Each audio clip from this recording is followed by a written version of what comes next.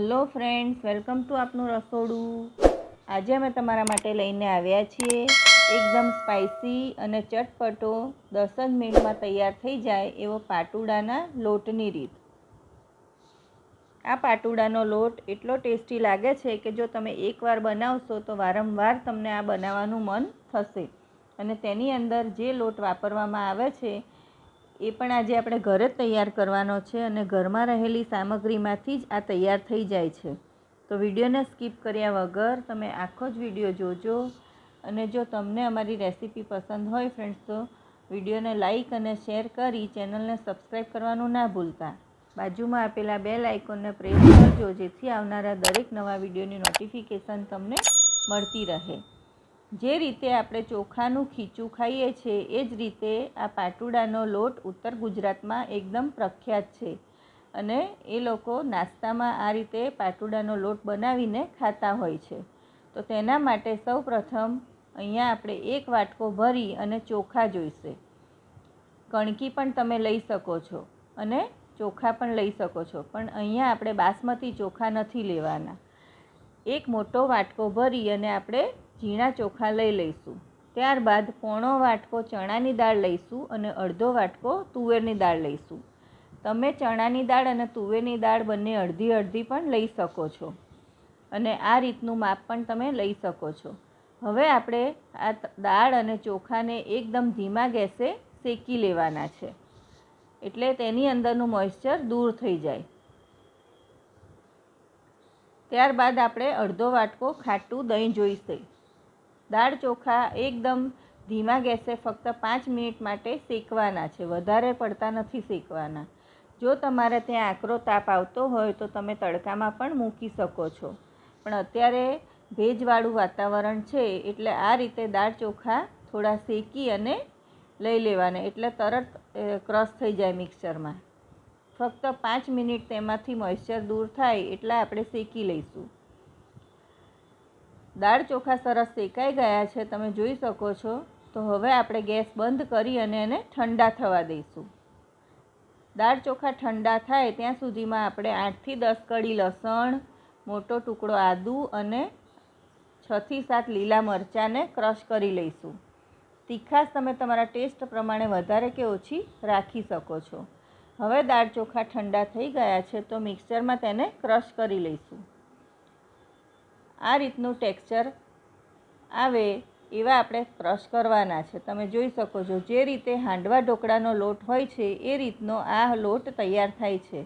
આ લોટને તમે એરટાઇટ કન્ટેનરમાં ભરી અને ફ્રીઝમાં સ્ટોર કરી શકો છો અને પછી જ્યારે તેમાંથી તમારે હાંડવો, ઢોકળા કે પાટુડાનો લોટ બનાવવો હોય ત્યારે તમે બનાવી શકો છો। જો તમારી પાસે હાંડવા ઢોકળાનો લોટ તૈયાર હોય તો એમાંથી પણ તમે પાટુડાનો લોટ બનાવી શકો છો। હવે એક વાટકો ભરી અને આપણે પાટુડાનો લોટ લઈશું અને એના કરતાં અડધું આપણે મીડિયમ ખાટું દહીં લેવાનું છે। અડધી ચમચી અજમો અને આદુ મરચાં લસણની પેસ્ટ લઈશું। ત્યારબાદ જે વાટકો ભરી અને આપણે દહીં લીધું છે એ જ વાટકાના માપથી આપણે પાણી લેવાનું છે। એટલે એક મોટો વાટકો લોટ, તેના કરતાં અડધું મીડિયમ ખાટું દહીં અને એટલું જ આપણે પાણી લઈશું, 2 વાટકા। લાલ મરચું, ચપટી હળદર અને સ્વાદ અનુસાર મીઠું લઈશું। જો તમારે લાલ મરચું ના નાખવું હોય તો સ્કીપ કરવાનું। ઘણા લોકો આની અંદર ફક્ત લીલા મરચાં જ નાખતા હોય છે, તો એ રીતે પણ તમે કરી શકો છો। હવે જે દહીં લીધું હતું તેની અંદર આપણે આ મસાલા નાખી અને દહીંને બરાબર ફેંટી લઈશું। આવું કરવાથી જ્યારે આપણે પાટુડાના લોટમાં દહીં એડ કરીશું ત્યારે દહીં ફાટી નહીં જાય, એટલે આ પ્રોસેસ આપણે પહેલાંથી જ કરી લેવાની છે। પાટુડાનો લોટ સ્પાઇસી, થોડો ખાટો એવો હોય છે અને એ ખૂબ જ ટેસ્ટી લાગે છે। આ રીતે ફેંટી લેવાનું અને મસાલા બધા દહીંમાં જ મિક્સ કરી લેવાના। હવે અહીંયા 3 ચમચી જેટલું તેલ ગરમ કરવા મૂકી દેવાનું। તેલ ગરમ થાય એટલે તેની અંદર આપણે ચપટી અજમો, જે આપણે અડધી ચમચી અજમો લીધો હતો તે ઉમેરીશું। પહેલાં રાઈ ઉમેરીશું। રાઈ તતડે એટલે અજમો ઉમેરીશું અને થોડી હિંગ ઉમેરીશું. ત્યારબાદ આદુ મરચાં લસણની પેસ્ટ. ગેસ આપણે એકદમ ધીમો રાખવાનો છે. આદુ મરચાં લસણની પેસ્ટ બરાબર સાંતળી લેવાની. લસણની કચાશ દૂર થાય ત્યાં સુધી આપણે તેને સાંતળીશું.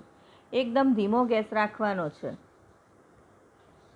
હવે આપણે જે દહીં તૈયાર કરીને રાખ્યું હતું એ વઘારીશું.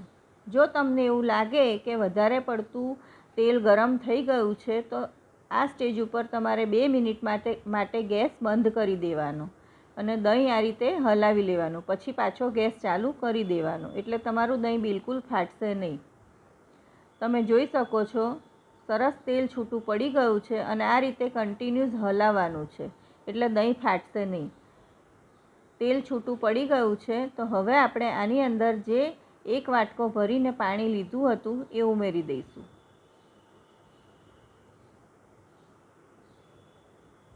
અને ફરીથી બીજો એ જ વાટકો ભરી અને બીજું પાણી ઉમેરીશું. એટલે ટોટલ 1 વાટકો દહીં અને 2 વાટકા પાણી આપણે આમાં વાપરવાનું છે. એકવાર આ રીતે મિક્સ કરી લેવાનું અને પછી બીજું પાણી આપણે ઉમેરવાનું છે. સરસ તેલ છૂટું પડી ગયું છે, તમે જોઈ શકો છો. તો હવે બીજું પાણી પણ આપણે ઉમેરી દીધું છે. હવે આ પાણી ઉકળે એટલે આપણે એની અંદર જે લોટ લીધો હતો એ મિક્સ કરીશું. આ સ્ટેજ ઉપર તમારે ટેસ્ટ કરી લેવાનું. જો મીઠું ઓછું લાગતું હોય તો ઉમેરી દેવાનું. 2 જ મિનિટમાં પાણી ઉકળવા માંડશે ત્યાં સુધી આ રીતે વચ્ચે વચ્ચે હલાવતું રહેવાનું, એટલે દહીં ફાટશે નહીં તમારું. તમને જો ગળપણ પસંદ હોય તો તમે આની અંદર 1 ચમચી ખાંડ પણ ઉમેરી શકો છો. અમે અહીંયા ગળપણ નથી ઉમેર્યું, પણ તમે ઉમેરી શકો છો. આ લોટ ખાટો મીઠો પણ સારો લાગે છે. હવે જે લોટ આપણે લીધો હતો તે ઉમેરી અને તેને આપણે ચમચાની મદદથી નહીં પણ આવી રીતે વેલણની મદદથી હલાવવાનો છે.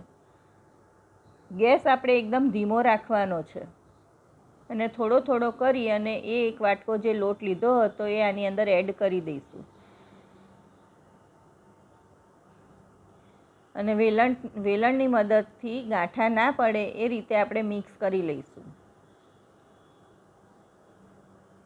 તમે જોઈ શકો છો એકદમ સ્મૂધ આપણું આ પાટુડાના લોટનું ટેક્સચર આવી ગયું છે.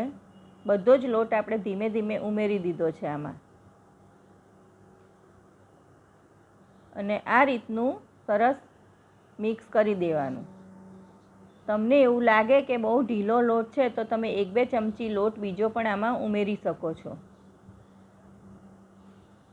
હવે ગેસ બંધ કરી દઈશું અને આ લોટને આપણે કુકરમાં બાફવાનો છે.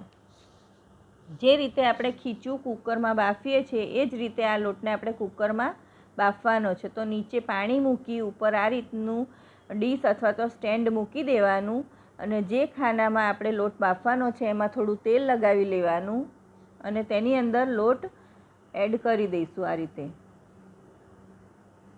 આવી રીતે લોટ બાફવાથી બિલકુલ લોટ ચોંટતો નથી અને સરસ રીતે બફાઈ જાય છે. કાચો પણ નથી રહેતો બિલકુલ. થોડો પ્રેસ કરી દઈશું અને તેની ઉપર આપણે ડીશ ઢાંકી દઈશું અને કુકરનું ઢાંકણ બંધ કરી 3 સીટી વગાડી લેવાની છે મીડિયમ ફ્લેમ ઉપર. પછી કુકરને એની જાતે જ ઠંડુ થવા દેવાનું. તમે જોઈ શકો છો 3 સીટી વાગ્યા પછી કુકર ઠંડુ થઈ ગયું અને આ લોટ એકદમ સરસ આપણો બફાઈ ગયો છે. હવે તેને આ રીતે વેલણની મદદથી થોડો છૂટો પાડી લેવાનો. તો એકદમ ટેસ્ટી એવો આપણો ગરમ ગરમ પાટુડાનો લોટ તૈયાર થઈ ગયો છે. અને આ લોટ જો તમે એકવાર ખાશો તો તમે ખીચું પણ ભૂલી જશો, એટલો ટેસ્ટી લાગે છે. તો હવે આપણે આ ગરમ ગરમ લોટને સર્વ કરીશું. આ રીતે વેલણથી તમે લોટને મિક્સ કરશો એટલે સરસ છૂટો છૂટો લોટ તૈયાર થાય છે. તો તૈયાર છે આપણો ચટપટો ટેસ્ટી એવો પાટુડાનો લોટ. ફ્રેન્ડ્સ, જો તમે ક્યારેય આ લોટ ના બનાવ્યો હોય તો એકવાર ચોક્કસથી બનાવજો. આ એકદમ ફટાફટ બની જાય છે અને ખૂબ જ ટેસ્ટી લાગે છે. તો તો જો સાંજે નાસ્તામાં તમારે ખાવો હોય અથવા તો કંઈ હળવું ખાવું હોય તો આ રીતે તમે પાટુડાનો લોટ બનાવી અને ખાઈ શકો છો. તેની ઉપર આપણે સિંગતેલ આ રીતે ઉમેરીશું. સિંગતેલ નાખી અને તેની ઉપર આપણે અથાણાનો મસાલો નાખીશું, જે મેથીયો મસાલો આવે છે તે. અને આ રીતે પાટુડાનો લોટ ખાવાની ખૂબ જ મજા આવે છે. તો જો તમને અમારી રેસીપી પસંદ હોય ફ્રેન્ડ્સ, તો વિડીયોને લાઈક અને શેર જરૂરથી કરજો. કમેન્ટ કરીને જણાવજો ફ્રેન્ડ્સ કે તમને અમારે આ પાટુડાના લોટની રીત કેવી લાગી અને તમે કઈ રીતે બનાવો છો તે પણ અમને જણાવજો. તો ફરી મળીશું બીજી આવી નવી હેલ્ધી અને ટેસ્ટી વાનગી સાથે. બાય.